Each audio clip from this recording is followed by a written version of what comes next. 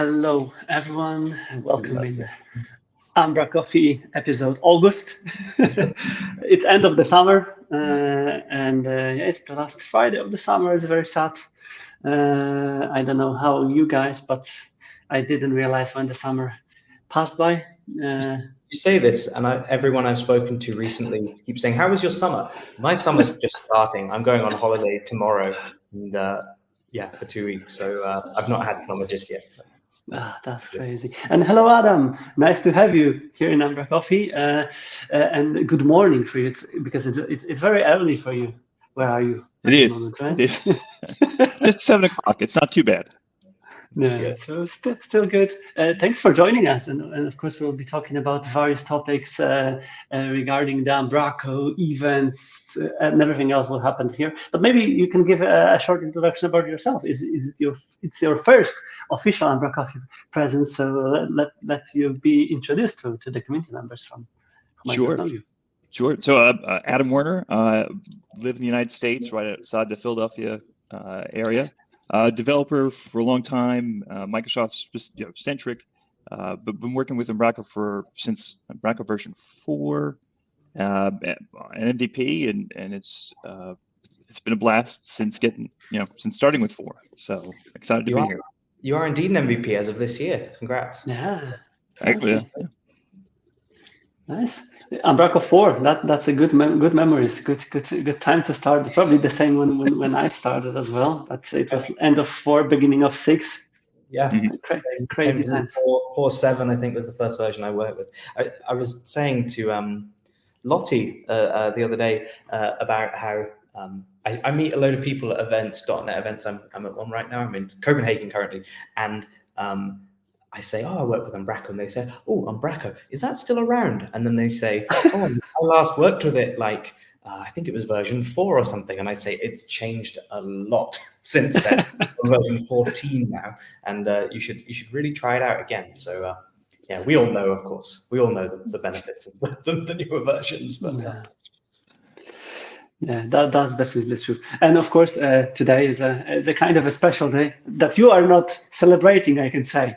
I have my Umbraco T-shirt on me because it's Umbraco Tuesday, organized by Owen, and on this specific occasion today, which we'll be talking about soon. I can't say I'm in an Umbraco T-shirt, but if I keep my chest below the frame, you'll assume it's an Umbraco T-shirt. So you are going undercover on the .NET event. It's like exactly. Cool. Let's talk about Umbraco then. Let's talk. We can start from Umbraco product update that was released this week. It's a new view. I haven't seen this view, Callum, on StreamYard. Oh, am I massive? No. Which one is that's the new view. So right now they changed it. They changed it. No, there we go. Yeah, learning while doing, but that's better. I got used to this. We are not covering screen at least. Umbraco product update, August 2024. And to be fair, it's another massive update on various areas. It's no longer only a CMS update as it was always divided, but so many things have been changed and improved. So definitely the sentence that you've mentioned, that Umbraco has changed, can be also applied every month, I would say, because there's so many changes that we need to track on. Starting from version 14, which is the biggest addition, and right now it's no longer 14, it's 14.1, 14.2 as well. But guys, did you have a chance to get your really hands-on on the latest 14, or not that much? What about you, Adam? Yeah, not yet. I'm anxious to get there, but I've not had the opportunity to jump in. I definitely want to explore that back office. How controversial do we want to get on umbraCoffee? It's a Friday. We want to keep it light. all in controversial. I'll try and keep it friendly. Mostly, we're not going to be using 14 for quite a while. There's still far too many things that need polishing. However, I've previously been very critical of the back office and the way certain things have been implemented, and perhaps the level of polish. And there's certainly still polish needed. But I will say, I migrated a fairly hacky package from 13 the other day to TypeScript, lit web components, with a Vite build process, etc. And after I'd got over the initial hurdle of how it all works, and I'm not a front-end guy, I'm not really used to TypeScript either, I was able to get my hacky package working using all the proper extension points. So all the bits I had to hack before existed as extension points in about 6 hours as my first proper, real, actually working Umbraco 14 package. And I apologize for being so harsh on it previously. The API, whilst a lot more verbose, makes sense. As I say, UI needs a bit of polish, and the docs certainly need some work still. I'm very lost. I was using the source code really as the documentation in most cases. But if people are interested in this sort of thing, put a comment in the chat, because I was tempted to do a sort of video series where I walk through actually what I did. And it backender's journey to build a package with Umbraco 14. I did the backender's guide to Vite UI thing at CodeGarden years ago, which was like me trying to distill concepts down for backend devs, and I really feel like now I can do a sort of I don't know, I've been through the journey and I could actually talk about it, and it wasn't so bad. And I'm not a JavaScript person, so I truly believe most people in the community could get their head around it. It's just you've got to get over that first hurdle. I'm quite happy that I did. I feel confident now that our team could start building packages for 14, and we could do it for our customers, but we're not going to just yet. The product's not where it needs to be. Adam, what about your experience? Are you more loading yourself on the backend side of the projects or front end, or you are a good old, not old in the ages, but a good old full stack developer who was doing everything basically, because that's what we are in the circles right now. Everyone is becoming full stack developer again, I would say. So what about you? Were you leaning anywhere? I would say I'd lean more to the back end. I have worked with a few packages, gone and pushed one or two out. I think that's the thing. I'm very interested in trying to convert them over to 14. I'm very curious to know when the sort of greater adoption is going to be for 14. So that's really kind of, I think that's what will get me moving. Although again, Hacktoberfest is coming, so that might be my opportunity really to get into it. Hacktoberfest is coming, and straight after Hacktoberfest is 15. I don't think the adoption is really going to be that high, but I've been talking in the last couple of days. I spoke with Alitza, and I've been speaking with some other people from Umbraco HQ about the stuff they're working on for 15, and 15 actually sounds really genuinely exciting. So the back office tech stack's not going to change all that much. You can get used to it now on 14. Whether you use it in Angular or not is a whole other question, but 15 is set to be really exciting. That's coming out, I think, maybe at the start of December or mid-November. So stuff to look forward to. Again, my journey with 14 is also very limited so far, and we've been talking about it too, because Umbraco flavored Markdown was the task that I was given by one of my colleagues, because everything worked fine in the property levels, but not in the list view. And then I realized that your colleague Callum Joe did an amazing blog post about the kind of gotchas or kind of cheat sheet of Umbraco flavored Markdown, and it worked everywhere where it was implemented. And it turns out that it wasn't just implemented yet in these views. So there's a lot of, I mean, I don't want to get too controversial again. There's a big GitHub discussion around Umbraco flavored Markdown and why it's been done the way it's been done, and I'm not necessarily sure I agree, but they're working on it, and it looks like it's a reasonable way forward, and it does more or less align with, or they're going to align it with the extension architecture that they've got in the back office currently to use to be able to put filters and stuff in there as well. So it'll get there. It's still 14 is still very much in its infancy. I think it's important to just be aware that not all of the things were ported over. And that's what we also mentioned when Umbraco 14 was released. It was like, it is there. It is a major release, but not everything well known from version 13 already works there. And I think this is the trade-off that all of the teams and companies or developers starting projects with 14 needs to accept at the moment. And then of course new things are brought back all the time, and things like custom views for blogs or any other ones that are here listed as coming up. Still, it's not like the work is done. All the stuff I'm excited about: laser loading cache, distributed cache. Nikolai raised the draft PR the other day for the new distributed cache implementation in Umbraco 15, and it looks amazing. So I'm really happy about that. Block level variation. I was complaining at the very start of 8 that, like, why are we launching 8 and elements if they don't support variants? Like, come on, let's sort that. And this is going to mean that blocks end up in the database and are, you know, treated just as standard content. Like, it's going to be so much better. So yeah. Definitely. So yeah, these updates were at the same time distributed across the product palette, I would say, amongst the Umbraco, because Umbraco Cloud also received a lot of upgrades. And I've mentioned it last time when we talked about Umbraco Cloud, that UI significantly changed already. Right now we have the dashboard, sustainability dashboard there, a lot of enhancements on this part, modernized view of management over the projects and history and upgrades. It looks really, really cool. I still think that I would like to play more with it, especially with the dedicated environments, plus the alignments with CI/CD pipelines and all the things that were previously stopping us from doing more with it. And yeah, I think it would be really cool. And fun fact, which I wanted to bring here, is like I've been talking with some other e-commerce platform provider, and when I showed them again what Umbraco Cloud has built in already, they were amazed, because in theory they are very mature when it comes to e-commerce platform. They have a cloud provider, they have the same challenges, and it was so fun to listen to them about the database changes, automatic upgrades, because they also went versionless with their platform. So how to pull the version change to your local work when you are a developer, everything what we've been discussing with Umbraco Cloud and every other challenges they are right now going through.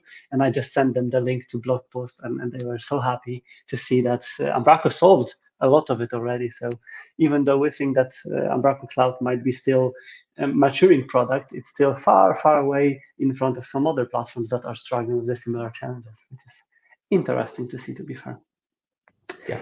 I mean, there's a lot of other updates that are still in here, but I think the key one I saw was Umbraco Commerce in the next version, the next major version, is going to go async all the things. Yes, which is cool. It was for version 15, right? It was version 15 that was mentioned. They're aiming to do completely asynchronous APIs. Yeah. And if you look at 14, all of the new APIs, all the new services that have been created are asynchronous. So eventually it's going to be the way to go for the Umbraco CMS as well. But it means that we've got potentially far much more efficiency in our code, provided you utilize those async methods properly. And it means you can just build far, far better, more sustainable applications. So aligns nicely with Umbraco's other goals as well. Yeah. And do you guys have any ongoing commerce projects done on top of Umbraco Commerce already?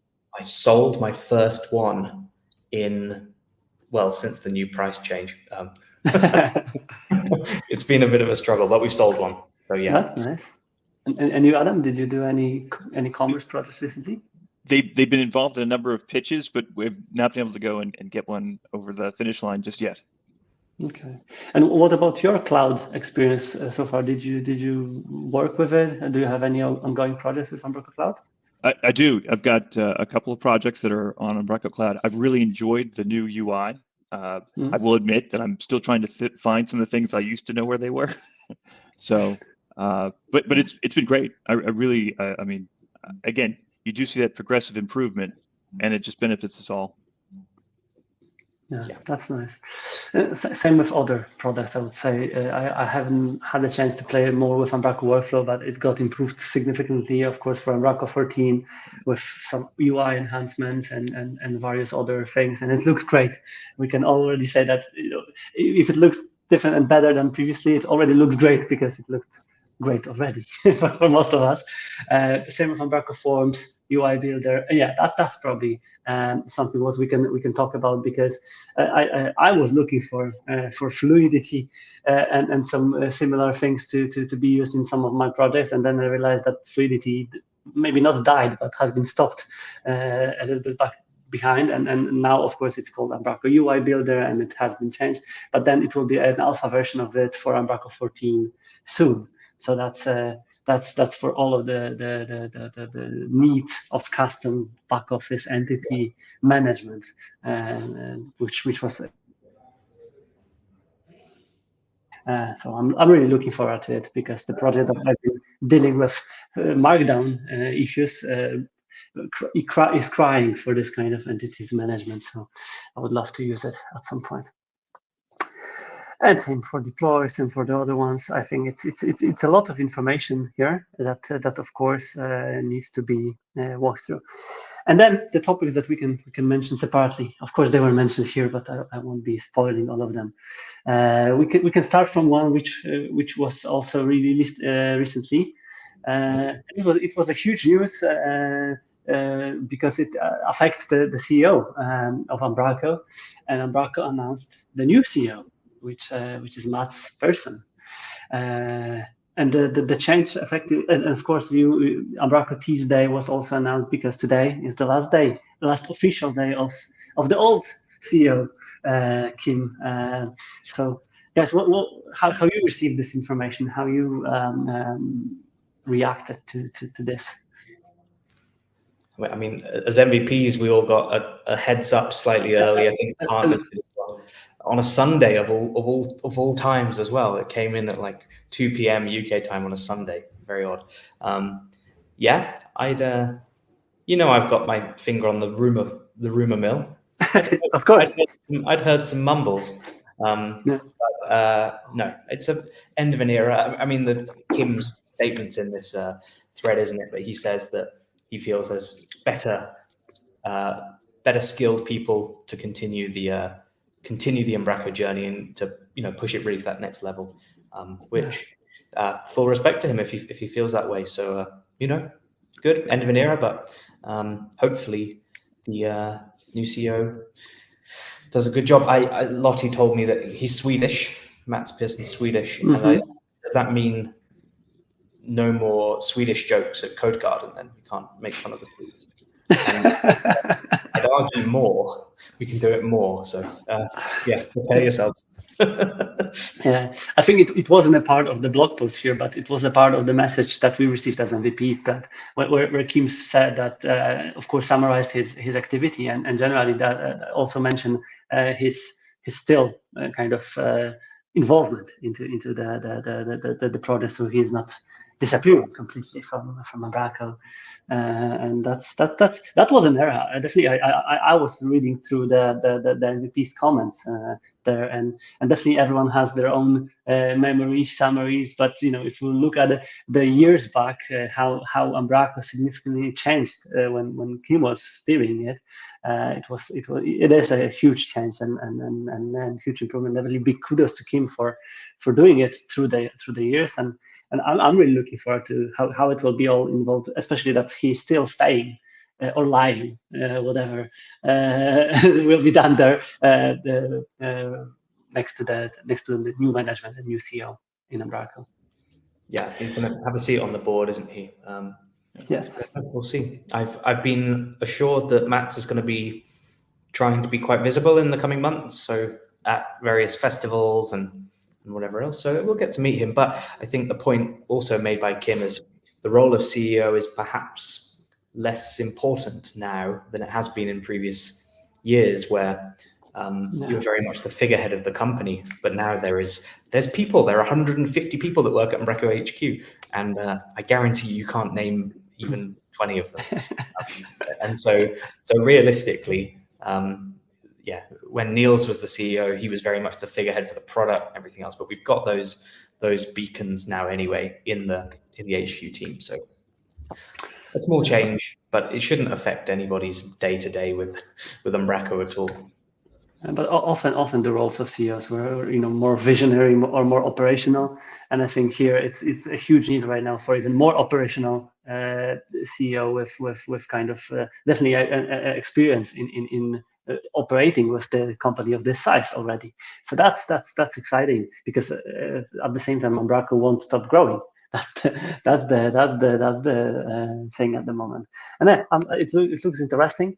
And maybe if we're already talking about growing Umbraco, that's the nice segue to the second topic, which was also well received and announced. New marketing suite is no longer a product next to Umbraco because they were acquired. Yeah. That's interesting. And Adam, did you use new marketing suite already? I have not yet. I was looking forward to it. I'm actually now looking forward to it even more. The ability of it being integrated, and perhaps it becomes even a part of a cloud offering, like some of the other recently acquired products. It's one of those things where it's been quite clear, if you look at the acquisitions Umbraco has made. I mean, crazy to think that 2 years ago we'd be talking now about Umbraco doing acquisitions, but whatever. The acquisitions that have been made by Umbraco all make a lot of sense. They're ticking those boxes on the sort of client checklist. Can you do commerce? You do forms, you do workflows. That's awesome. You've got a way of deploying schema, or you've got a cloud platform. Marketing was maybe one of the last missing puzzle pieces. There's translation in there as well, which is the only now full, like, large scale, permanent, someone working on it full time, commercial offering for Umbraco, which is quite incredible. But it's probably about time, and it is a great product. It's not something that we've really used extensively. I know Gold Partners and MVPs actually get a free license. I'm assuming that's going to stop. Of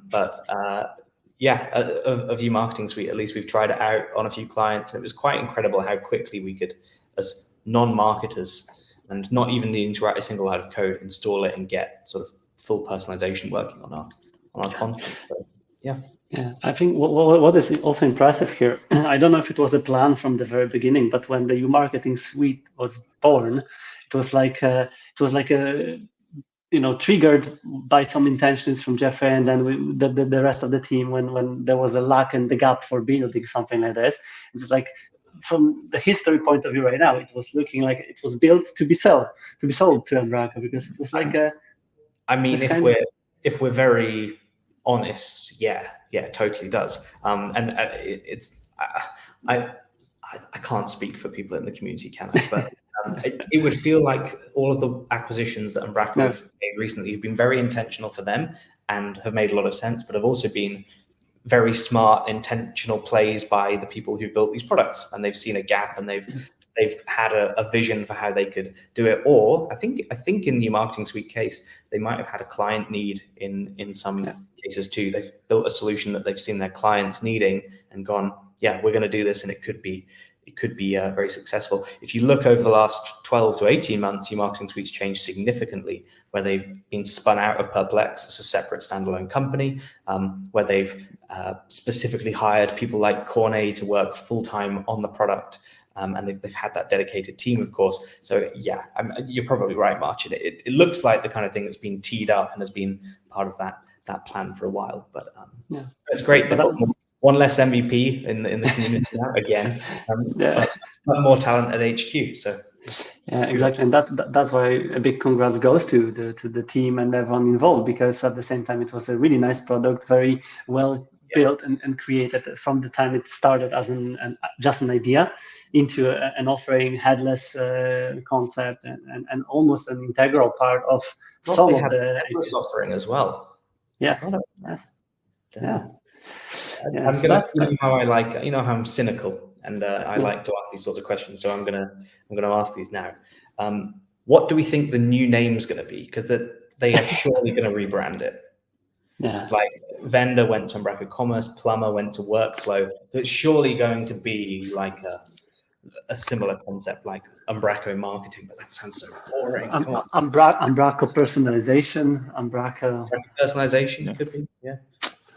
We'll see. Let's do some voting. People who are watching us, please leave in the comments the ideas on whoever will maybe predict the name will get some Coffee. coffee or award straight from us, or will join us on the next episode and receive the award. If someone also accurately predicts the new price as well, we'll give you. You can be mistaken by. I'm expecting another, what was it, 265% increase like it was with commerce. No, I don't know. But yeah, it will be very interesting to see what happens. Of course, if you look at the release, Marketing Suite did a release about a week or two ago that was very much like kind of catching up and aligning with the Umbraco product in a lot of ways. So I think the next iteration, a bit like we saw with commerce, will probably wait a little while before we see the new version get released as an Umbraco branded thing, and it will, I don't know, maybe work on 14 or maybe work on whatever. But yeah, it will be a bit of time before we see that. I guess Cornet's got a lot of work ahead of him, but should be good. Yeah, and what Adam said, I think from the perspective of the consumers or implementators of Umbraco, right now it looks definitely more serious. Even it wasn't serious before, because the Marketing Suite was a serious commercial package that was really doing its job.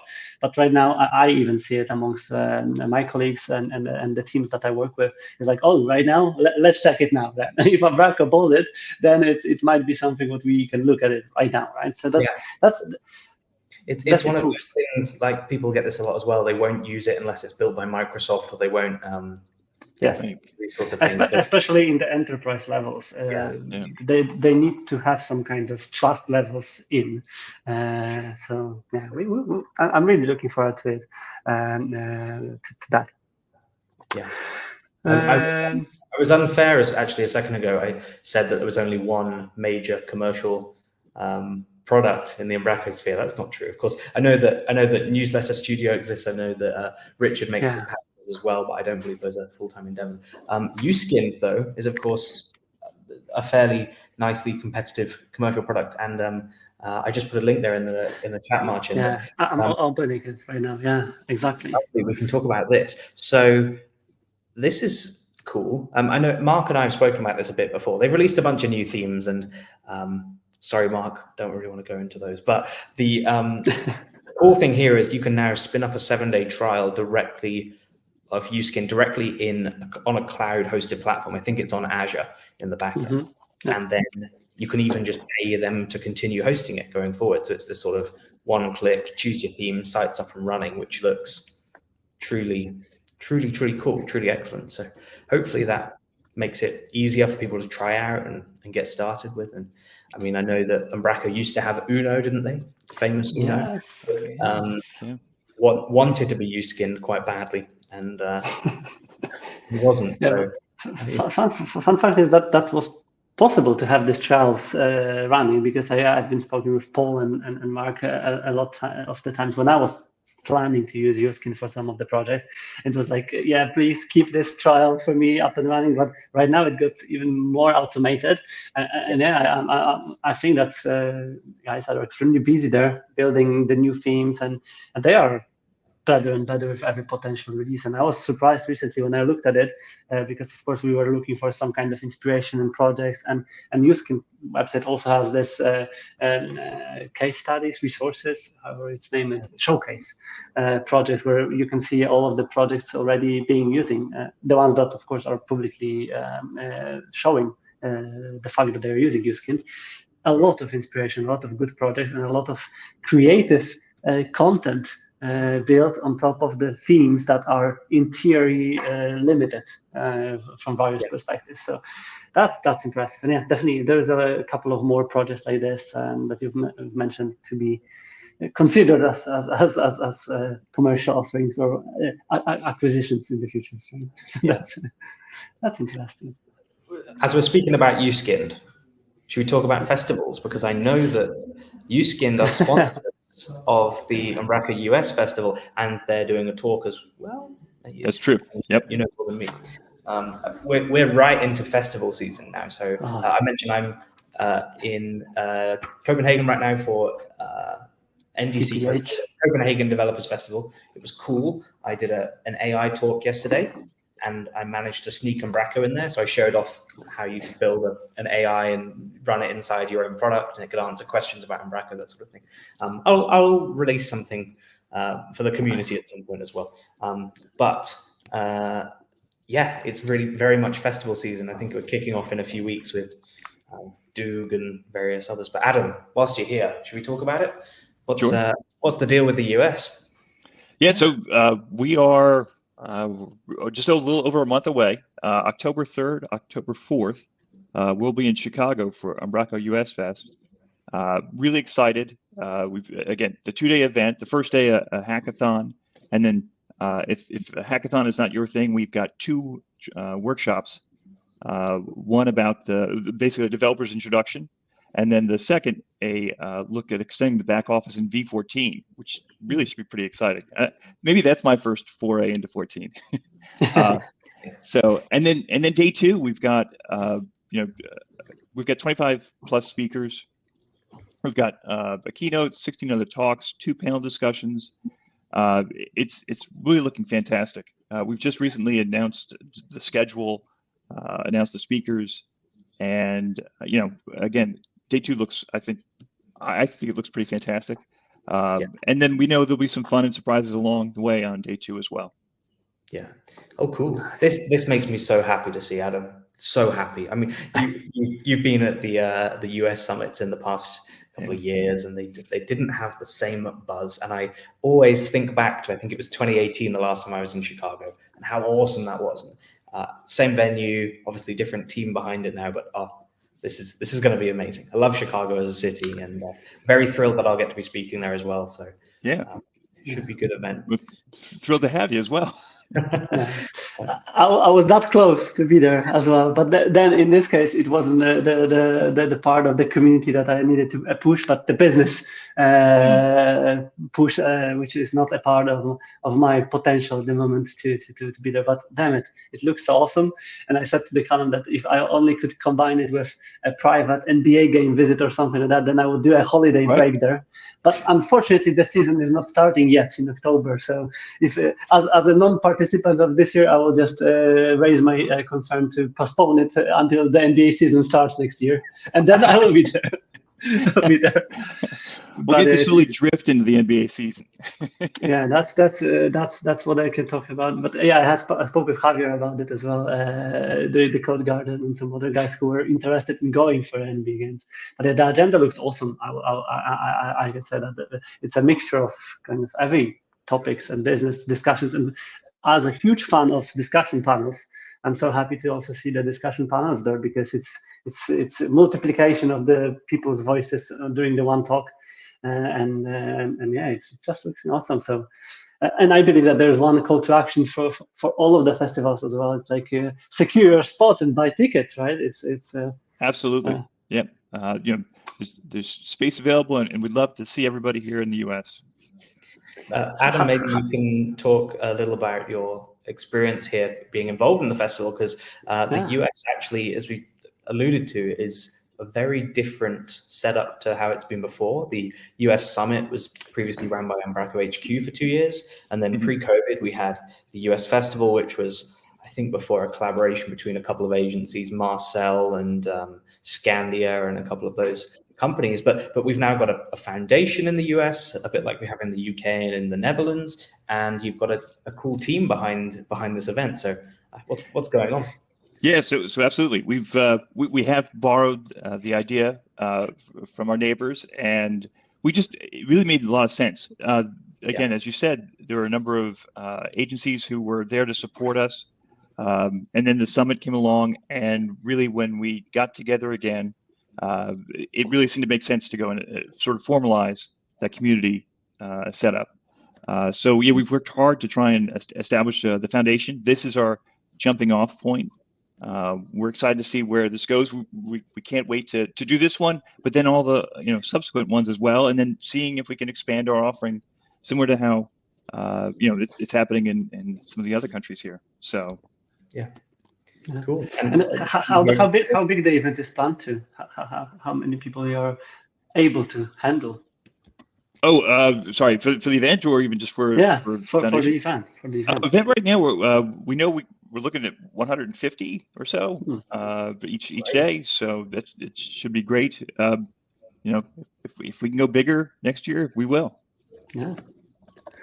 That's definitely nice. And it's a kind of typical, it's hard to say typical moment, but a very great moment. And Callum, you've started it. I don't know, Dutch Festival was the first one with the foundation. Dutch foundations existed for a long time, and there was even a Belgian one before that. But in the UK, it's been something that I've been a big advocate for, because we don't want a single agency or even individual owning, controlling festivals and it being kind of reliant on them to make stuff happen. And so, a big focus on trying to spread that responsibility, spread the ownership as much as possible, and making sure stuff's being done for the benefit of the community, not necessarily for someone's pocket. I'm not suggesting that it's ever happened that way, but it's a good model, a really good model. So I'm super glad to see that happen in the US. You're even more advanced than we are in that you've got a proper website with information on it, and you've got a board there, and it's great. It's great. So that's cool, definitely. And as you mentioned, and we've mentioned, there's a full agenda of the events right now, and it's not like it's always tough for events to compete for. First of all, knowledge, speakers, and information to not be distributed or duplicated, because it's less attractive than for the potential visitors. At the same, also visitors. Callum, you are a robot. We know that, and you are cloning yourself to attend all of the ones here. Yeah. But for humans, it's also a decision factor where to go, what to visit, and. But it's interesting to see, because again, all of the agendas, all of the events looks amazing, and it's so close in time right now that it is. We will definitely follow up on that one, and definitely for all the people who are watching us and who are still considering choosing one or more events, I do believe that still all of them have tickets available, because in the previous years, Dutch Festival was sold out, right? Indeed. The Dutch Festival is going to be good. I'm speaking, and I get the pleasure of doing the opening with Arnold, which we've been planning this week. And I think that's going to be a lot of fun as well. So come along to that one if you can. I'll be doing my global Umbraco Cloud session that I'll be also doing in the US. So don't worry if you miss out too much on either of them. But a really great packed lineup of sessions there, about 20 speakers also. And what's after? Tickets still available. And then you've got the US festival, that literally 2 weeks later. Again, tickets on. We'll make sure the link's below. And then the Swedish one as well, October 23rd, where I will also be. Yes. But there were a couple of more, and of course, a Swedish agenda. We have Jonah, who joined us for a couple of umbraCoffees already, straight from Sweden. Marcus, of course, and some other Dennis and Alice, Lina, a lot of people. And the agenda is not full yet, right? It's still. It's coming literally by the end of maybe next week, I think. It's very, very close. The big push on tickets here, like if you're in Sweden or Denmark, even, like, it's not difficult to get to Stockholm. So buy your tickets for that. And I think they've got some fun things planned. Or Norway. No, I mean, it's all easy. Stockholm's a really easy place to get to. So that's true. Highly recommend it. And good sessions. Yeah, and there are two more. One I noticed. I don't know if it was new branding or not a new branding, Callum. You can probably reveal more of that, because we've not fully unveiled the brand and everything yet, but there is a theme.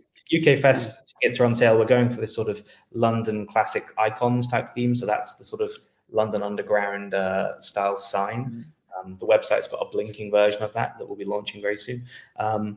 We've got a fantastic venue. We're going back to Code Node in Shoreditch, which is. We were last there in 2016, but it's an awesome space, and so you can book in there. A few people have asked me this week about the hackathon. The hackathon is not being arranged by us; it's being arranged by HQ. So go hound HQ about the hackathon. But there will be a hackathon the day before, and I believe it's being hosted at the same venue as the Partner Summit. That's also the day before. We sold out of early bird tickets. That happened on Friday last week, so Sorry, you have to buy a regular one, but yeah, all good. We have an open CFP. I'll make sure the link's down below as well. And for those that are interested, we are hosting a more broad .NET and Azure event the day before in the same venue. So we're working out a way we can do a sort of combined ticket for both events, where if you want to attend 2 full days of talks and conference, you can. But yeah, Azure Underground is the name of the event, and that will be happening on the Thursday before. So a packed couple of days: Partner Summit, Hackathon, Azure Underground, Umbraco UK Fest on the Friday, and yeah, I think it's going to be good. Definitely, and to clone you even more, there's one last event during the year. Probably the last one, at least the last one publicly available from Umbraco perspective, because you're also attending the Microsoft one. It's a DK festival, and it's happening in August, right? And yep, on 21st November. Yeah, 21st November, and they have an open CFP until next week, next Friday, September 6th. Yes. So people can still submit for that one. And I recommend you do. It's a nice event. It's a single track, smaller event than most of the other festivals, but they're trying to pack sessions in with these 30-minute style talks, and it's always been a good fun day. So I highly recommend submitting if you have. I was told by Jan when I was at Code Garden that I'd submitted something. Apparently, I don't actually have any memory of submitting anything to this conference. So if anyone knows what I've submitted, please tell me. I might have some nicer, cooler ideas now. Who knows? But yeah, great event. I've spoken there a few times. Highly recommend it. And tickets available, of course, as well. It usually sells out. Nice. Yeah, I still do remember our website that we have done at some point called Umbraco Festivals with all the timeline. That would be very useful. Now, Marcin, there is umbracalendar.com that Seb runs, and it has all of the things on it. Code Cabin's coming up as well. Code Cabin's the day after Duke Fest, for example. So it's all on there, umbracalendar.com. Oh, nice. So yeah, that's the packed agenda of the events ahead of us, and of course we will try to mention and remind about all of them as soon as we will have umbraCoffees running, and we will remember about them too. But as soon, at least the ones that you are attending, can be definitely on your agenda, and you will remember about them.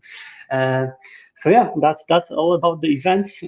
Secure your spots, secure your tickets, and also share as much as you can from the events, because for all of the people who are feeling a little bit FOMO or absent in general, that it's always great to see what has been released there, what are your thoughts, takeaways, and so on. So, and it also helps for the meetings and events organizers to just spread the word and make everyone aware how the events are looking from the inside. I know all too well the stress of not having sold enough tickets too close to the event, and it's not a nice feeling. So people that decide to buy their tickets in the last week, they have a special place on the dartboard in my bedroom. So please buy your tickets when you can.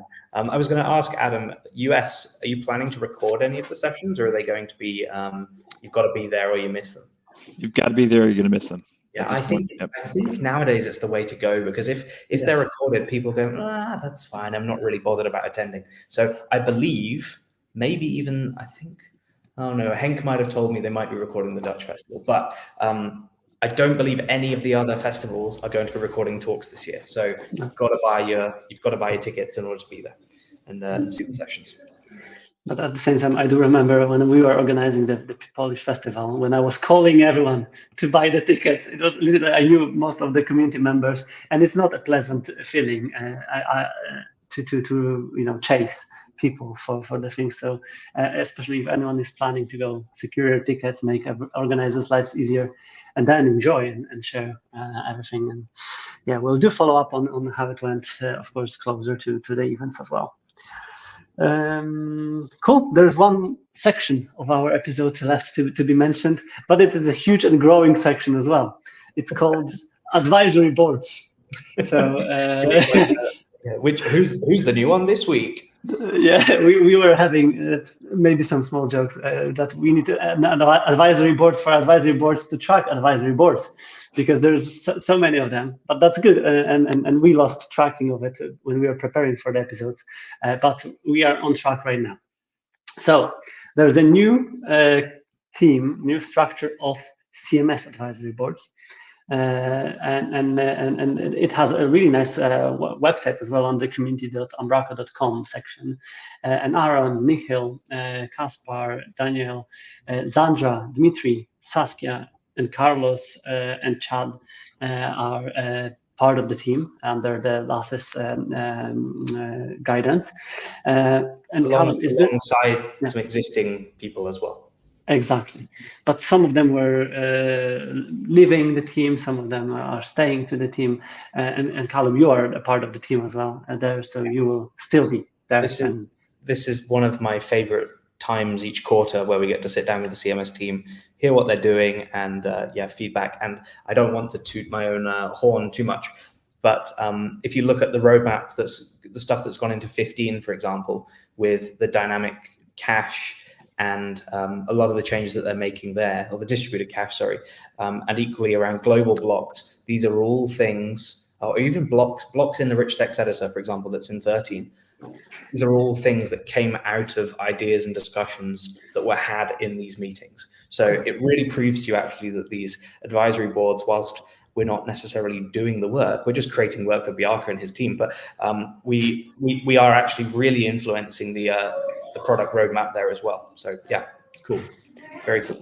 So it's not like an echo chamber, right? It's like it's really a discussion and suggestions and roadmap facilitation, even though, right? So that's really cool. And to be fair, this kind of advisory it's hard to say dictates, but it also structures the other products' growth and potential, because with more features in the CMS, the more features are possible to be built on other products, and that's what I will also say is, based on the list of the people that are joining the team now, I think before we had a lot of, let's say, more hardcore Umbraco people, and we all had very, in some cases, similar views. People did bring some nice different ways of thinking to the board, and we had a quite diverse range of people working more on the commercial side, more on the technical side. But I think it's even better than ever now. We've got a real mix of people who are like very hardcore back-end devs through to people that maybe work more directly with clients as consultants, whatever, on a daily basis, or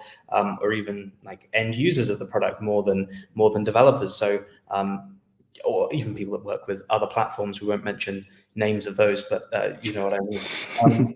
To bring all those ideas in. So I'm really excited. We've got our first meeting in a couple of weeks. Really excited for this one. Yeah, and definitely you probably will sneak some of the topics, and we can always discuss and raise some more awareness and discussions in the wider community that will maybe help for the product at the end of the day. The next one is community advisory board. It was also gathered from the submissions from amongst the community, and right now it was announced and formed for the next and for the first 12 months. And of course, the topic is to help community grow and also solve any kind of challenges and everything that is outside of the product may be faced. And Jane, Heather, Joe, Mark, Ravi, Pavel, Kema, Malvin, Mikkel, Mike, and Lottie from the HQ will definitely steer it forward. And there's another great mixture of people who are becoming well known and strong voices from the community perspectives too. And yeah, I'm kind of interested in all the progress of that one, because again, community, it's for us, for people, for everyone. So I can't say too much about the work they're going to do, because I know they've not actually even met yet as a team. But I know the kind of big focus is, what do we do about our Umbraco? Like that's got to go. It's got to be moved somewhere else at some point. And so Lottie is very keen to see other people get involved in that project. I think it's going to be something that's slightly more, still open source, but a more modern way of building a site like our Umbraco, or whatever that should go on to become. And so just because you're not on this team, I think there's going to be a lot of output from this that's like a call for action for people in the wider community. So keep your eyes out on here. Yeah. Lottie was talking about all kinds of fancy technologies to me the other day. Funny enough, this e-commerce platform I mentioned earlier has the same struggle with the forum. they don't know what to do with the forum, and they have forum plus other places where the exchange of knowledge is happening, support channels. And this is the same. I don't want to use unpolite words, but the same things everywhere are the same sources of the problems. So yeah, it's interesting. Getting started with Umbraco 14 as well and building things. I was somewhat surprised that if you Google an Umbraco 14 question, there are people on the issue tracker not on the issue tracker, on our asking about it. So these forums are very much still used. They're not just a place for spam. They are like, there is actual discussions going on there still. And I did find a couple of answers there, but it's I think it's past its best as well. Just need a nice new modern forum or something. Yeah, and last but not least, then something what is at least something what I missed personally, but it's another security and privacy team. It's not another, but that's another team focused around the security and privacy. And it has also been announced for the first round of support for Umbraco and the community. And Zoya, Anna, Simone, Steven, Alan, Joe, Liam, Jamie, with the support with HQ members, will discuss that. And some of them are familiar faces from the community. Some of the people were involved in some discoveries of security vulnerabilities in the past as well. So I think it will be interesting to see where it will go as well from the security point of view. Especially, I don't know what about you guys, but at least I had a lot of more awareness or increased interest on security in the recent times, at least from the customer's perspective. So that would help. Yeah, agreed. I mean, security and privacy, that's really a lot of the, when we respond to clients, that's really where they've gone now with all of the different things we look to provide. They want to hear about that aspect of Umbraco. So. Yeah. And as always, keeping it more secure is better for all of us. And speaking about it, we had also not that far away in time on August 20th. Maybe it was a part of the nominations, right? To join the security team, you need to find something. You need to just disclose some of the vulnerabilities. But no, it was a security patch announced for the advisory. And this one, it was affecting the Umbraco 14. So relatively small, I would say, group of projects that were directly affected on the production environments, I would say. But yeah, it was the vulnerability that got patched and fixed with no workaround. So it just requires a patch and fix to be done. So for everyone who is running Umbraco 14 website, that's 1 in 14 as well. I mean, I know it's not going to be anything too major, but it's probably, I don't know the details, it's probably in the delivery API, I'm guessing, rather than in the JavaScript or anything like that. I don't know if they've actually revealed any information just yet, but it's good to see that there's also issues in the new software as well. And that they're getting found and patched critically. Yeah, that would surprise me if there were no issues in the software. Then I would be worried, and then we are over. We are done. But that's all what we collected. Of course, there was a lot of blog articles, Swift releases this month, and a lot of the things that we could probably dive into. But please do this and follow them amongst the way. And what we discussed, Callum, we will plan to address a couple of more topics like the acquisitions, like the bigger announcements that we mentioned even today on the upcoming umbraCoffee episodes in September. But our calendars and your calendars especially is so stretched that we need to find a way to do it. But at least country every week from now until the end of the first week of December. So every single week, different event, different country. So yeah. I have an idea for the community project. We need to put an AirTag or something like this for into your bag, and then have a website when you're tracked. amongst the events. Yeah, where's Callum? Find Callum, and then see what time zone he's in, and then try to organize a meeting with him. Mark from You Skinned earlier said, it's about time I got a private jet. He's probably right. So if somebody I was thinking about it. That would be lovely. Yeah, but until then, still keep us informed about all the Umbraco activities and everything what we can spread the word about. If you have anything interesting to share, or you want to join us for the next episodes to talk about anything Umbraco related, please do so. And we will always welcome anyone who have anything to share. We are always doing the YouTubers work. So as usual, please also like, subscribe, share it, and make sure everyone who might benefit from watching or rewatching or re-listening to the content of this episode will get it shared. And then, yeah, I think that will be all. Buy tickets, secure your spots on the event, support the organizers, and then keep us busy tracking down what has happened in the upcoming months. Then we'll share it. And Adam, big thank you for joining us today. Is there anything else that you would like to add? No, thank you for having me. Yeah, that right now you're officially able to get a coffee mug from us, and Callum, probably you can deliver something to us. We need to order some, Marcin. I don't think we have any. We'll sort something out. I'll see you in a few weeks, Adam. We'll try to sort you out. Sounds good. Looking forward to it. That's interesting. Yeah, have a good rest of the day and an amazing weekend ahead of you guys. And thank you all for watching us today. Share your pictures of Umbraco Teas Day today for the rest of the day, and we can highlight them next month. And yeah, enjoy the rest of the day. And thank you very much for being with us. Take care.